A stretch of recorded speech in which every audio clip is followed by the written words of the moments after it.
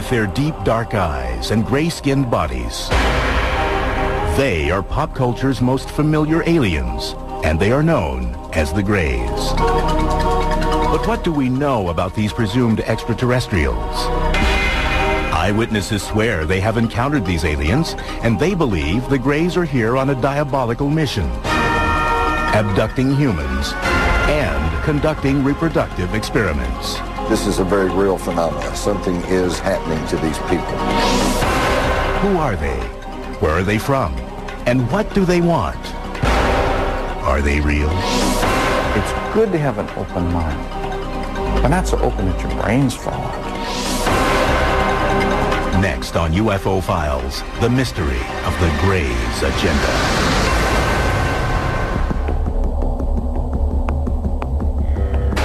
The Greys. They are depicted in books, magazines, and in the movies.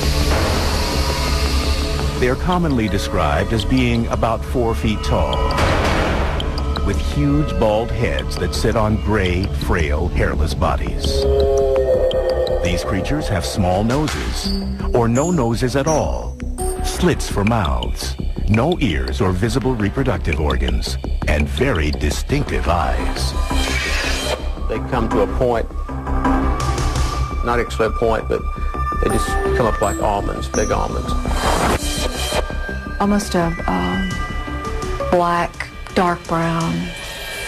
They're dark. Those who maintain that extraterrestrials do exist often portray Greys as the bad guys of the alien world. The Greys, from what I know, are just like the worker bees. When they come and get you, they come and get you. They took time out of my life and replaced it either with a blank spot or with a scary memory. If there are Greys or any other alien species, and they're here, what do they really want? What is their agenda?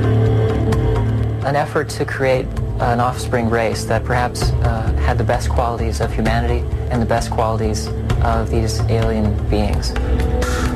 Many ufologists, people who routinely research alien sightings, claim that Greys have been visiting Earth for thousands of years. Records, they say, exist as petroglyphs, cave drawings, and prehistoric artwork. All around the world, we have these stories of beings coming from the heavens to Earth, star beings, whether it be the Hopi Indians in North America, all these, South American cultures, the Mayans, the Aztecs. All around the world, there are these stories of gods visiting ancient man. 6,000-year-old artifacts have been found in what was Samaria, modern-day Iraq. Interpreters of the carvings have said they depict servants or helpers of their gods. Many of the artifacts that they've left us resemble what we would call today a modern-day gray alien. Large bulbous head, large eyes, spindly limbs, very thin bodies. Historically, UFOs or aliens go largely unmentioned again until the dawn of the modern era. It is in the 20th century that the Greys' agenda begins to take shape. According to the UFO community, since then and to this day, there has been an obvious and persistent increase in encounters with the Greys. One of the most surprising claims made by some in the UFO community is that during World War II, Hitler and the Nazis were actually in collusion with the Greys. They say the aliens gave the Nazis advanced weapons technology used during the war. Since the Second World War, literally hundreds of people have claimed experiences with the Grey aliens. The number reported, the quality of the reports, the similarities of the reports, and the fact that many of these reports can be substantiated under hypnosis lends very compelling strength to the idea that this is a very real phenomenon. Something is happening to these people. No official record for alien encounters or abductions exists. However, the National UFO Reporting Center in Seattle, Washington, keeps an unofficial tally of UFO sightings. Their statistics show that the number of sightings have gone from a handful every year in the early part of the 20th century to dozens by the middle of the 20th century, and then thousands every year beginning in the 21st century. Well, it seems that the whole business about alien abduction really dates from the Cold War. Back when there were UFOs, unidentified flying objects being spotted, and there was all these international tensions after the Second World War. According to UFO believers, the Greys first made contact through the much-debated 1947 crash in the desert outside Roswell, New Mexico. The Roswell story is that a rancher named Mac Brazel came into Roswell and told a story to the newspaper about how he had found some strange debris. And from that incident, the Roswell incident, we've now got an elaborate story that many of the American public think is a story of flying saucer wreckage and perhaps little alien greys whose corpses were scattered about, some of whom may have survived alive and are hidden away at some secret facility. The official U.S. government position? A large spy balloon went down at Roswell, not an alien spaceship. It was part of a secret project designed to detect emissions from Soviet nuclear tests. Ufologists believe otherwise. The Roswell story has been debated by a lot of people. But one thing that we know is that something came down about 75 miles north of Roswell Army Airfield in the summer of 1947. This was investigated by the 509th Bomber Unit's Chief Intelligence Officer, who was Captain Jesse Marcel. We know that some of this debris was taken back to the Army Air Base. We know that Marcel and the Army Air Base commander, Colonel Blanchard, thought that this was material from a flying disc. And we know that they thought this because a press release went out immediately announcing that the U.S. Army recovered one of the infamous flying discs that was in the news at that time. In the years since the Roswell incident, advocates argue that all contact between the Greys and the government have been kept top secret, despite repeated official government denials that a UFO crashed in the New Mexico desert. The stories won't die. There are now more than 400 individuals on the public record who said, I was there, I picked up pieces, I saw pieces of wreckage, I saw the craft, I saw the bodies. So Roswell is simply a question of belief. Who do you choose to believe?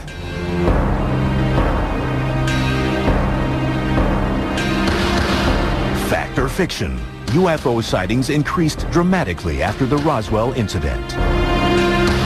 In the 1950s, movie makers soon seized on these stories, and for the first time, alien creatures appeared invading Earth with an agenda, sometimes evil. Films like The Thing and Plan 9 from Outer Space tapped into the public's fascination and fears of UFOs. The Day the Earth Stood Still warned of terrible consequences if Earth did not press forward into space as a friendly partner. Stories of abduction by an alien race called the Greys soon followed. It was only really until the 1960s that people began to believe that they were actually being abducted themselves by beings from other planets. In 1961, a New Hampshire couple became the first people in history to officially report being abducted by the Greys. The Betty and Barney Hill story, of course, is one of the abduction experiences that kind of kicked off the whole abduction phenomenon.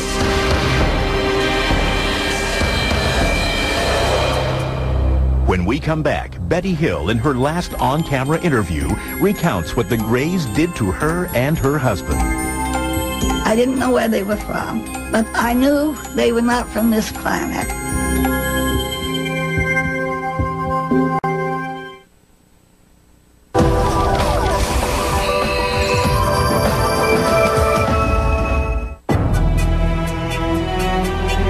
The case of Betty and Barney Hill remains the seminal alien abduction tale. It stands as the first ever recorded encounter with the Greys, the most popularly noted alien species said to visit the Earth. It allegedly occurred near Portsmouth, New Hampshire on September 19, 1961. To this day, skeptics cannot dispute every detail of the story. Believers see the Hills incident as the defining moment in gray history, when the nation and the world awoke to the troubling phenomenon of alien abduction. In her last on-camera interview, the late Betty Hill shared her experience.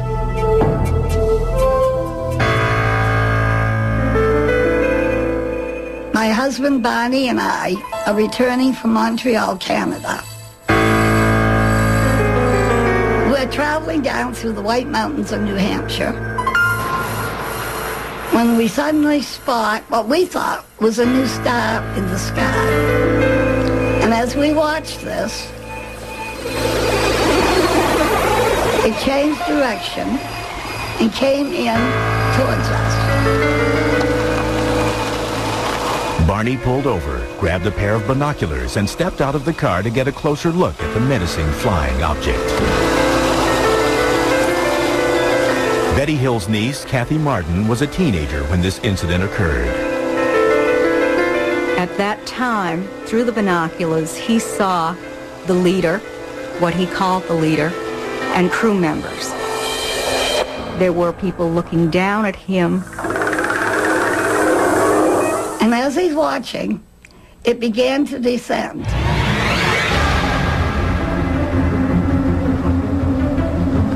And at this point, he became frightened and ran back to the car, yelling that they were trying to capture us. She was screaming to him, "Barney, you damn fool, come back here. Get back here." They sped off. A short while later, they heard a buzzing sound. They turned onto a logging road and stopped.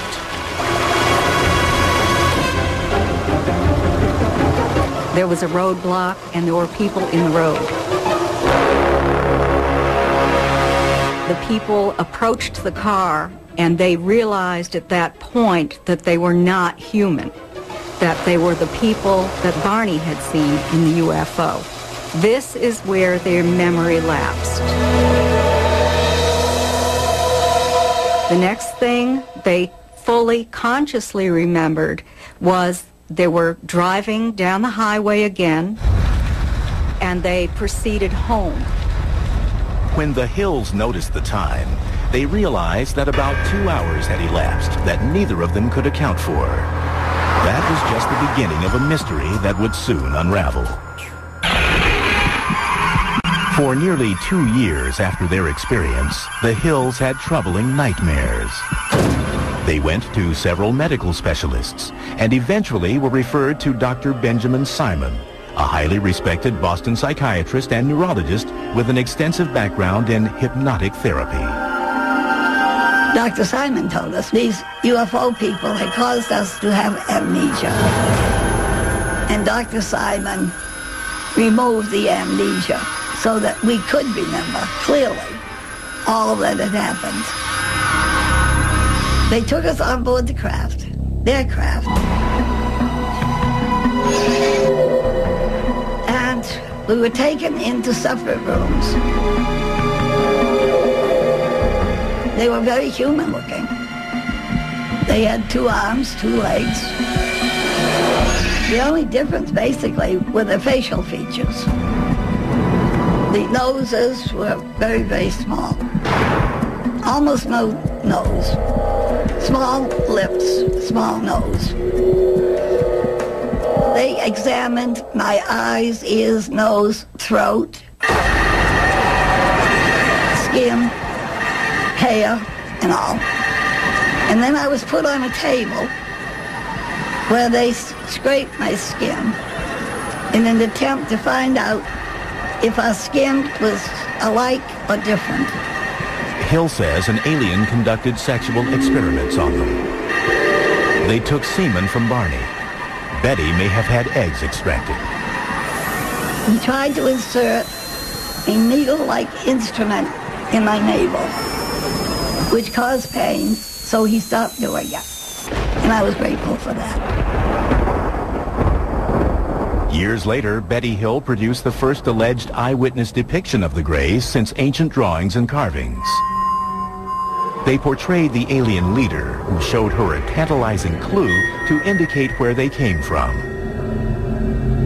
I asked him where he was from, and he showed me a star map.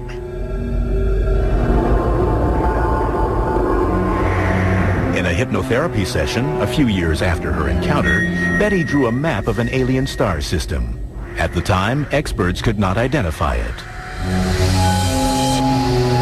But then, in 1966, Marjorie Fish, an enterprising ufologist and amateur astronomer, became fascinated by Betty Hill's star map. Fish spent the next 7 years examining the map and constructing models, trying to match it to a known star system. It was only later, when a new star was discovered, that they found exactly what Betty had drawn on the star map. In 1973, after reviewing 23 star models, Marjorie Fish claimed to have found a fit. She declared that Betty Hill had drawn a star system some 40 light years from Earth, Zeta Reticuli. At the California Institute of Technology, Dr. Charles Beichman, one of the world's foremost astronomers, examined Zeta Reticuli. We have no way to possibly travel that far. We don't know of any way for any solid vehicle to go that sort of a distance. But relatively speaking, within the scale of the galaxy, it's a very nearby star. In a conventional Earth-based space shuttle, it would take nearly 1.5 million years to reach Zeta Reticuli. In addition to his duties with the California Institute of Technology and the Jet Propulsion Lab, Dr. Beichman is a leading member of NASA's Origins program. Their mission is to probe space for signs of life. He concedes that life is possible in the universe, maybe even on Zeta Reticuli. Here we're looking at the two stars in the Zeta Reticulum system, about 40 light years away. The binary stars could well have planets around stars like this. The system is old enough that, in fact, you could have stable life having evolved on any habitable planets in those systems. Again, prospects good. What do we know today? Nothing. With just tantalizing evidence, but no definitive proof that the Greys actually come from Zeta Reticuli, Betty Hill's case continues to be hotly debated. However, skeptics and believers can agree that since that night in September 1961, hundreds of alien abductions have been reported. Just as a disease is contagious, so can an idea be contagious and spread from person to person. Did Betty Hill really meet aliens from Zeta Reticuli? Did they conduct reproductive experiments as part of an evil agenda? Are the people claiming to have been abducted reporting the truth? They're dreaming with their eyes open. So they have these hypnopompic, or upon awakening, hallucinations. That's the tactile sensations, the lights, the buzzing, and especially the sense of presence. So many times the debunkers try to explain abductions as people simply mimicking and repeating stories that have been passed around over the years. Well, here's some people who had nothing to go by. Nobody had ever reported this, and yet their abduction experience is remarkably similar to what we hear from people even to this very day.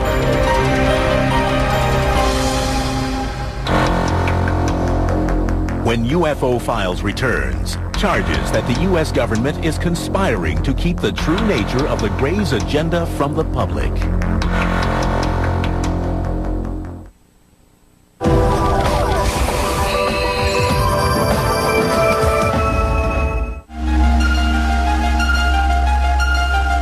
When the Betty and Barney Hill abduction story broke in the 1960s and was soon followed by many more, the general public became entranced with the idea that alien spaceships were visiting Earth and that extraterrestrials, known as the Greys, were abducting humans.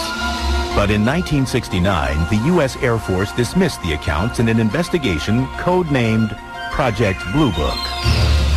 The report concluded UFOs constituted no direct threat to the United States, and reports of unidentified flying objects were the result of a mild form of mass hysteria, or, quote, war nerves.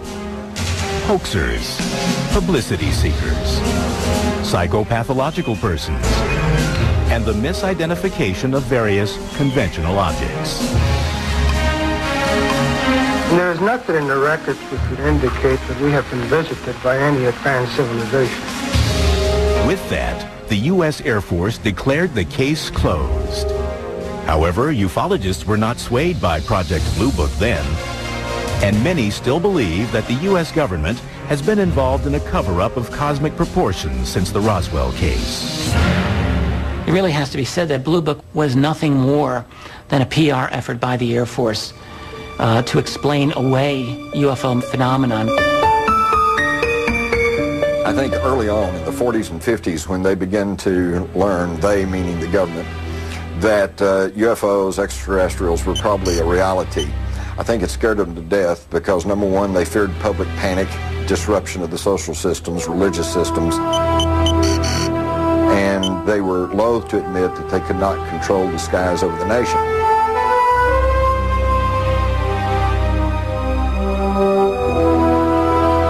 Try as the Air Force might to debunk UFOs again and again through the 50s and 60s, whoever's operating these UFOs didn't appear to read the Air Force reports because they kept showing up.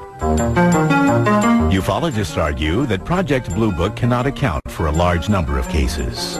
Out of 12,618 UFO reports, 701 remain unsolved.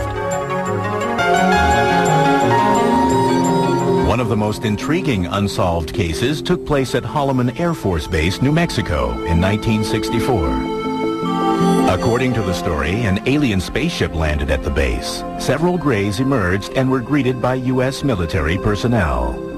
It later became the basis for the famous closing sequence in Steven Spielberg's Close Encounters of the Third Kind. This is absolutely, something we cannot confirm. However, it has to be said that a rumor of this came out immediately. An airman at Holloman Air Force Base who went into the town and started talking about this. And according to the accounts, he was highly distressed, very upset, didn't know what to do, and he was not seen again. 1984, two mysterious film canisters appeared, which would help perpetuate the claims of conspiracy theorists. Jamie Chandray in 1984 received this package in the mail, which was undeveloped film. There were two sets of undeveloped film. One was given to Bill Moore and one was given to Jamie. And he, in turn, released this to the world, and it was an 8-page memo signed by Harry Truman. Known as the Majestic 12 or MJ-12 documents, they suggested that on July 9, 1947, President Harry S. Truman appointed 12 high-ranking military and national security personnel and authorized them to conduct a covert mission, a top-secret research and development intelligence operation responsible directly and only to the President of the United States. The large number of documents that I've been able to accumulate very clearly show that we have a covert program to keep from the public the recovery of a large number of crashes that include the recovery of extraterrestrials. The Majestic 12 documents detail 4 types of spacecraft that the aliens use. They include disc, cigar, circular, and triangular shaped crafts. But most intriguingly of all, within the pages of the MJ-12 documents, there is, for the first time in history, acknowledgement of alien beings that are known as the Greys. In these official-looking papers, they are called Extraterrestrial Biological Entities, EBEs. There was a special operations manual called Extraterrestrial Entities and Technology, Recovery and Disposal. And in that manual, there was a 1-page description of 2 different types of extraterrestrial biological entities. EBE Type 1 is said to be, quote, humanoid and might be mistaken for human beings. They are bipedal, 5 to 5 feet 4 inches in height, and weigh 80 to 100 pounds. Cranium is somewhat larger and more rounded. The eyes are small, wide set, almond-shaped. EBE Type 2 is said to be, quote, 3 feet 5 inches to 4 feet 2 inches and weighs 25 to 50 pounds. Skeptics, however, claim that the MJ-12 documents are an elaborate hoax. These were bogus. These were dummied up documents somebody made using an old typewriter and finding a signature off of a genuine Truman document and cutting and pasting and re-photocopying. And they're obvious and provable forgeries and fakes. If these are faked, it is what you call an inside job, and that is a government job. Someone who had access to information that was restricted at the very least. Even more mysterious papers emerged in the 1980s with riveting new details about the Greys. The Dulce papers, perhaps, were the most sensational. Released in 1987, they allege that the U.S. government is actually in collusion with the Greys in exchange for highly advanced technology. These unsubstantiated documents allege there is an underground facility somewhere in the New Mexico desert where the Greys are secretly enacting their evil agenda. They're using us for breeding because they have fertility problems. We don't know how they reproduce. We know they don't have genitals. Those who subscribe to this theory say the Greys abduct young, pregnant women. Then within the first 3 months, first trimester, the pregnancy spontaneously just terminates. There's no bleeding, there's no spontaneous abortion, there's no regular abortion, there's none of that, and all of a sudden, it stops.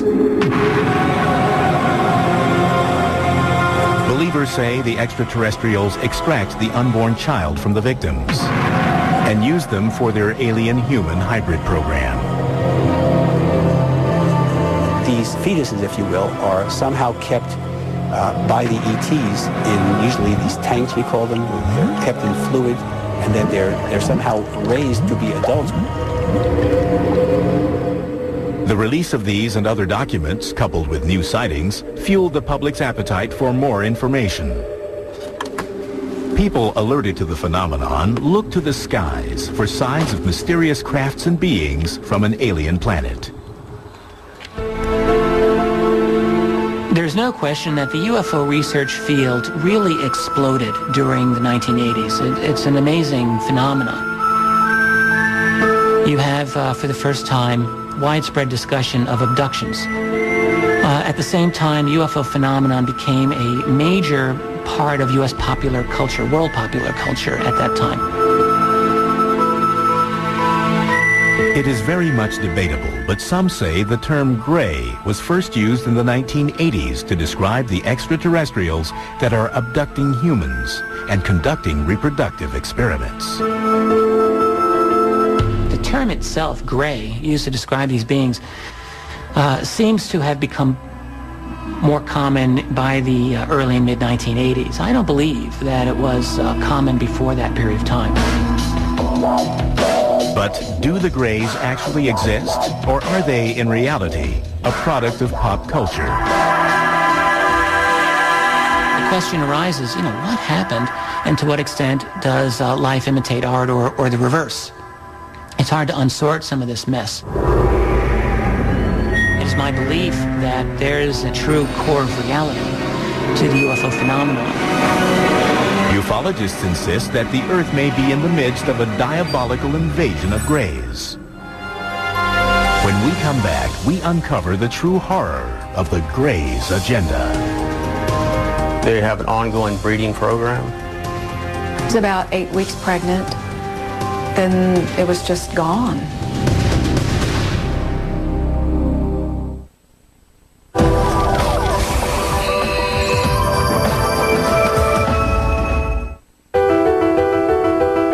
As the 21st century unfolds, the numbers of alleged gray alien abductions, according to members of the UFO community, are rising.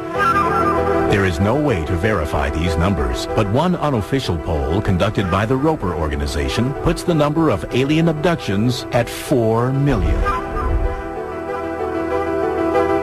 I think that The problem a lot of people have with the Greys in general is that they don't believe in UFOs to start with, so therefore they're not going to believe in something like abductions. But if you were to acknowledge the reality of UFOs as something non-human, suddenly the reality of something like Greys is not all that outrageous, it seems to me.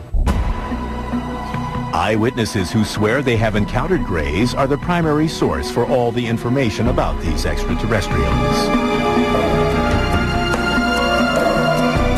They report some commonalities that may reveal the true nature of the aliens' agenda. There's always a light that comes from nowhere. It's either like an amber or a blue. Then the frightened abductees report being surrounded and paralyzed by the alien creatures. They're not just making you immobile. They put you almost in like a comatose state.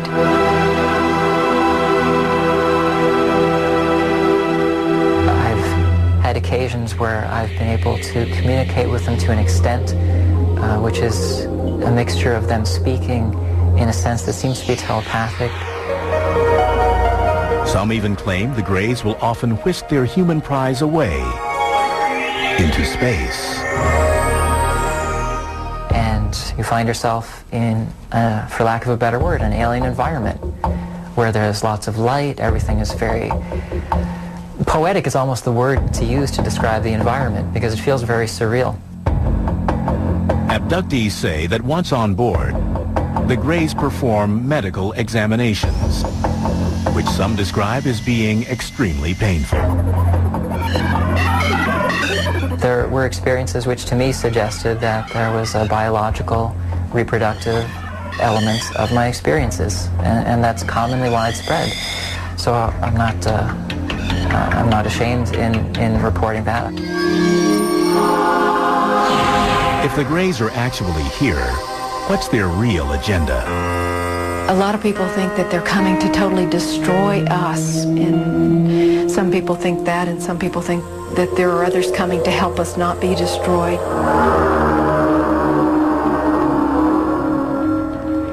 Hypnotherapist and self-proclaimed alien hunter Daryl Sims has been studying the abduction phenomenon for more than 30 years and believes he has uncovered the Greys' true mission. He specializes in recovering repressed traumatic memories from people who claim to have been abducted by aliens. One of the things you would do in the beginning with these people is to relax them completely, and the tone of my voice changes totally. Just focus on the sound of my voice. You'll find the sound of my voice causing your eyes to get heavier. The sound of my voice will comfort you. It'll protect you. And it's okay for you to relax completely. One of his clients, Donna Lee, is the president of the Houston UFO Network. She believes she has been abducted many times by the Greys. In the course of hypnotherapy sessions with Daryl Sims, she has recalled numerous terrifying encounters. She even believes the Greys took her unborn child. I never had anything involved that would have been a miscarriage. I was about 8 weeks pregnant. Then it was just gone. I mean, I did not have the bleeding that's involved. Nothing. In a later regression session, Lee recalled being in a brightly lit, sterile room. They brought a young girl into the room and left her there with me. And she was a hybrid, what we consider a hybrid, although she looked a lot like me. Her hair was, she had really bad hair though, but she looked a lot like me. And she was about the age that my child would have been at that point.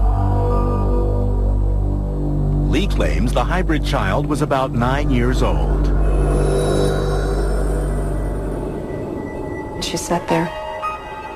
I had that realization in that moment when they left me there with her and she looked at me that I know you. I know you. And it was this very sad, almost overwhelming sadness. For a while, I would still recall that longing for for that again. To many experts, accounts of alien abductions are merely a product of an overactive mind. They say under hypnosis, subjects are open to suggestions. What happens under hypnosis is that people will generate imagery that they will often mistake for memories of things that actually happen rather than things that they're just producing. Second point is that when people recover these sorts of quote-unquote memories under these hypnotic regression sessions, they tend to credit them as being true.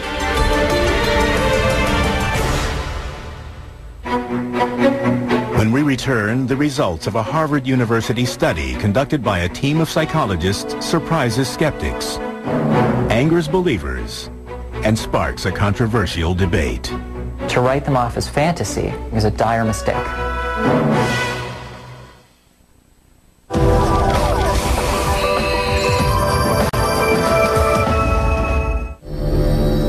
Are the earnest memories of abductees real or imagined?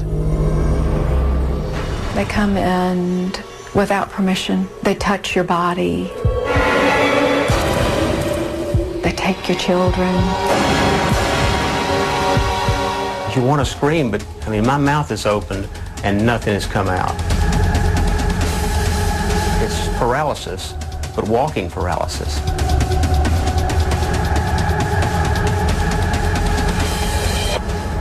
Do the Greys exist? And if so, are they on a devious mission?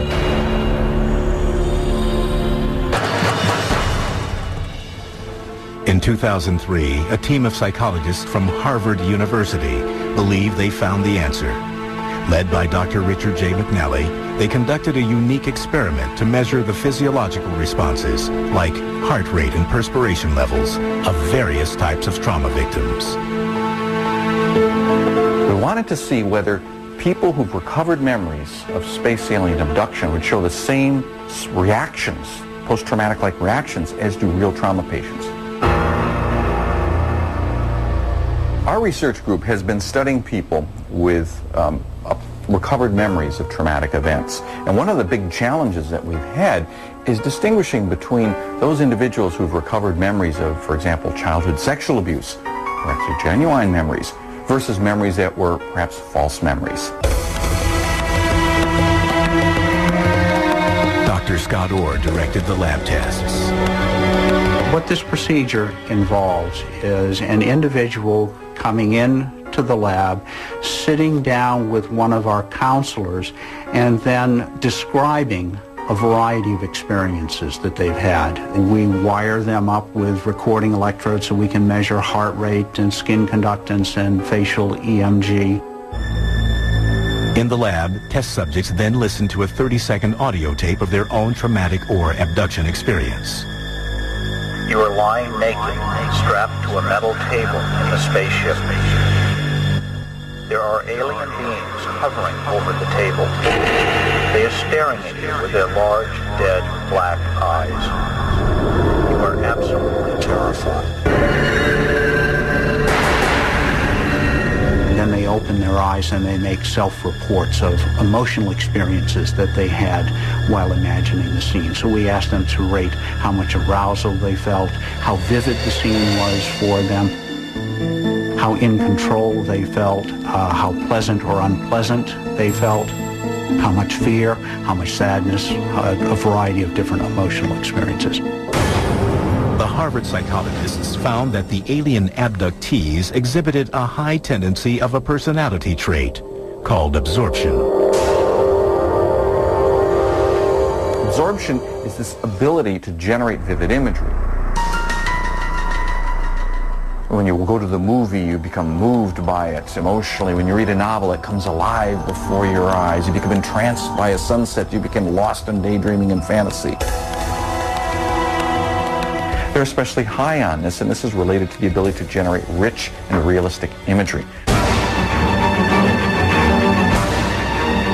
The study further concluded that in most cases, the abductees are not lying.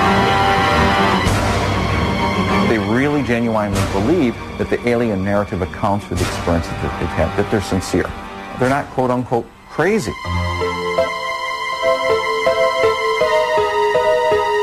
Now, these particular events are sleep paralysis episodes. These things are really normal events. They don't indicate pathology. But what happens during rapid eye movement sleep, REM sleep, the stage of sleep when we do most of our dreaming, we're entirely paralyzed. When you combine all of these things together, you have yourself a space alien abductee. However, a former McNally test subject believes the Harvard study is fatally flawed. It might be that alien encounters do involve an altered state of consciousness, but to write them off as fantasy, I think, is a dire mistake, and that's where he goes wrong. I myself have had sleep paralysis. I know that the sensations are superficially similar to that of alien contact. Although there are similarities, it doesn't go far enough to account for it. But if Boucher and his fellow abductees are right, and the Greys really do exist, then they must come to Earth from somewhere. If not from Zeta Reticuli, then where? It's a 2,500-year-old question, goes back to the ancient Greeks who asked, is there life beyond the Earth? And now we're bringing the tools of 21st century science and technology to answer what simply is a very old question. There ought to be 1, 10, 100, or 1 million intelligent civilizations out there for us to be talking with. People who claim to have been abducted believe that intelligent alien life forms not only exist, but are already here. And they have crossed the cosmos with a purpose. I think the Greys' agenda is to make a better future for their children. I think it's that simple. And I think that part of that agenda entails also ensuring that humanity is also going to continue. I think it's a mutually beneficial agenda. Psychologists maintain, however, that the alien phenomenon is a product of overactive imaginations.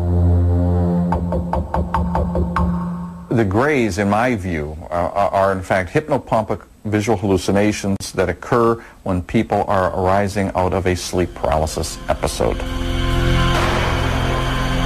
And their purpose for coming to Earth? They don't have one. They're hallucinations. It's good to have an open mind, but not so open that your brains fall out. Is the Greys' agenda real or imagined? Alien abduction? Fact or fiction? It's still a mystery, just like most abductions. They're never going to tell you why they're here, or who they are, or why they do what they do. Is it possible that ETs exist? I think they're here, and they've been here for a long time.